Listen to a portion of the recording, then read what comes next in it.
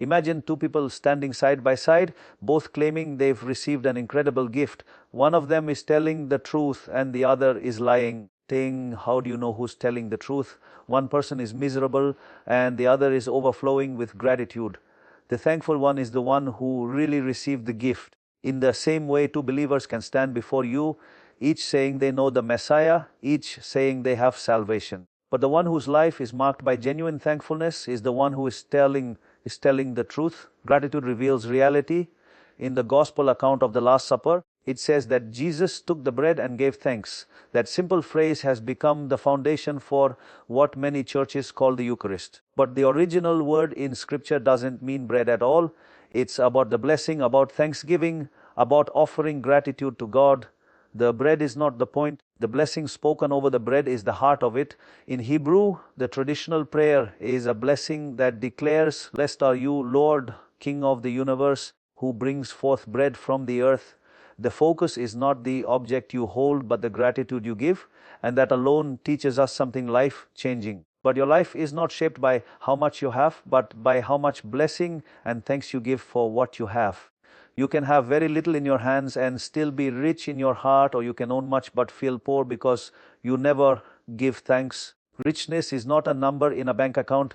Richness is a posture of gratitude. Think about one of the most famous miracles in the Bible, the feeding of the thousands. In multitudes of hungry people, no food to give them, a situation ripe for grumbling, frustration, and despair. The disciples wanted to dismiss the crowds. They said, "Send them away." But Jesus said, "No, what do you have?" They brought him 5 loaves and 2 fish, nowhere near enough. But Jesus didn't complain. He didn't say, "This isn't enough for what you've given me." Instead, he lifted what little they had toward heaven and gave thanks. And in the moment he gave thanks, abundance began. In gratitude, the miracle started. What does that tell you? The power of thanksgiving multiplies blessings. You may say, "But I don't have much." That's exactly when gratitude becomes most powerful. If you take the little you have and complain about it, you drain its blessing. But if you take the little you have and give thanks for it, the blessing increases. I'm not giving you a formula, I'm giving you a truth.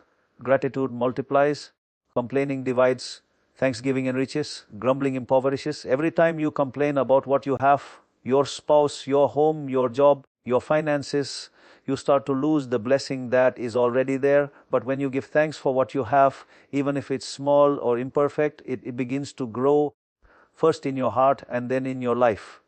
When you're thankful for your home, it becomes more than shelter, it becomes a blessing. When you stop taking your spouse for granted and start expressing gratitude, your marriage becomes richer. When you give thanks for your salvation rather than letting it become routine, it becomes fresh again. You can recover blessings that have stopped blessing you simply by reviving thanksgiving. This week, try something simple. Sit down with a piece of paper and start writing down every blessing in your life, big or small. You will be amazed how joy begins to rise inside you the moment gratitude becomes intentional. You don't need a bigger house, a bigger income, or a bigger life to feel rich. You need a bigger heart of thanksgiving. I remember going on a mission trip to Haiti. The conditions were rough.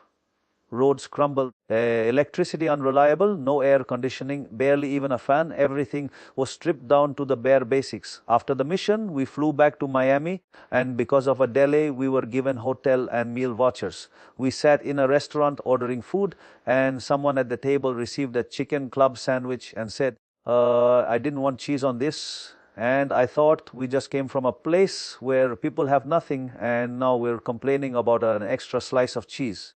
It's incredible how quickly we forget our blessings. When you take things for granted, they stop blessing you. But the moment you give thanks, even for something small, the blessing returns. Gratitude changes your emotional state instantly. You cannot give thanks from the heart and remain miserable. You cannot give thanks and stay frustrated. You cannot give thanks and stay depressed. Fear dissolves when thanksgiving rises. Anxiety weakens when gratitude strengthens. Thanksgiving handles what complaining cannot. In the middle of your problems, stop and give thanks. Not because the problem is good, but because God is still good. When frustration hits, stop and give thanks. When need hits, don't only look at what you lack. Thank God for what you have. Thanksgiving changes the atmosphere of your mind and shifts the direction of your heart. One of the most powerful passages about emotional strength is in Philippians 4. It says to rejoice always, to bring everything to God in prayer, and to present your requests to Him. Here's the key: with thanksgiving. Not after the answer, but before. Thanksgiving turns request into faith. It transforms the experience of asking from desperation into peace. Paul says that when you pray with thanksgiving, God's peace will guard your heart and mind. Gratitude builds a wall of peace around you. Sometimes in prayer we end up complaining, calling it prayer, but really telling God everything that's wrong. But prayer isn't meant to magnify the problem, it's meant to magnify God. When you thank Him, even as you present your needs, you shift your focus from need to abundance. I've experienced this myself. I prayed intensely about a problem and suddenly realized I needed to stop asking and start thanking. I began thanking God for the answer I hadn't yet seen, trusting that He would work it out. Peace filled me instantly. Maybe you say, I'm not naturally a thankful person. You don't have to start as one. Thanksgiving is a practice, like a muscle. The more you exercise it, the stronger it grows. Wake up and thank God for breathing, for another day, for your life, your bed, your clothes, your family. You may think that's nothing, but that kind of thinking is why blessings stop blessing you. Gratitude unlocks the blessing that was always there. If you never take anything for granted, everything in your life becomes a blessing.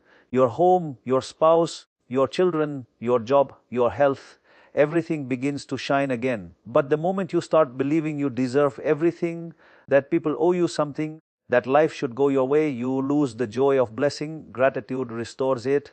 Even the word Jew, Yehuda, is rooted in the word for thanksgiving. To be spiritually part of God's people is to be a person of thanks. Thanksgiving is tied to identity. It's tied to spiritual strength. Scripture says to rejoice always, pray without ceasing, and give thanks in everything. That is God's will, not just sometimes, not just when things are good, in everything. The New Testament even connects thankfulness with confession. The Greek word for confessing also means to give thanks. When you thank God, you are confessing that you are blessed. When you complain, you are confessing the opposite, that you are not blessed. Complaining is its own confession thing, and it leads to darkness, just as Romans says, when people stopped giving thanks, their hearts became darkened. Thanksgiving is a safeguard that keeps you from drifting away from God.